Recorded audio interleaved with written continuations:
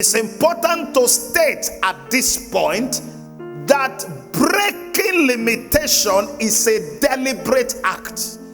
If you don't react against status quo will remain. If you don't react against the things you don't like in your life, it will remain. An object assume a permanent position until a relevant force is applied. So, a relevant force had to be applied for limitation to be broken. Isaiah 54 and verse 2. Enlarge the place of your tent, meaning expand where you are.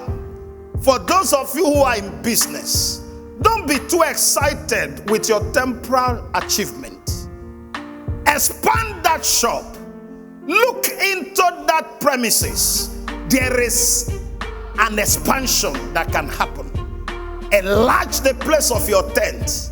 Let them stretch forth the curtains of the inhabitants. Spare not, meaning don't compromise. Lengthen thy cords and strengthen thy stake. Enlarge thy tent. Don't spare. Whatever you think you have achieved today, there is room for more. In verse 3, for thou shalt break forth on the right and on the left, and thy seed shall inherit the Gentiles, and make the desolate city to be inhabited. He said you shall break forth on the right, break forth on the left. But what is the foundation of this breaking forth? You have to deliberately, practically, consciously enlarge the place of your tent. In verse 4, he said, fear not. Fear not.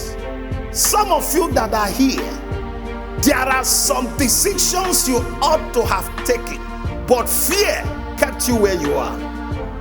There are things God had told you, but analysis have led you to paralysis. You are analyzing. Rather than move, you are asking questions. You are afraid. You are scared. Can I tell you something?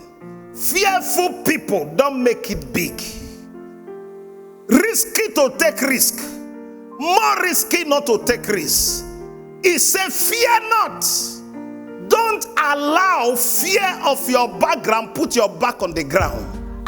Don't allow societal fear make you not to do things you ought to do.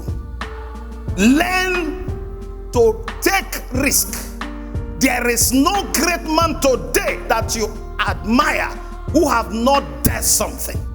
For you to break limitation, you have to do something. What are you daring right now?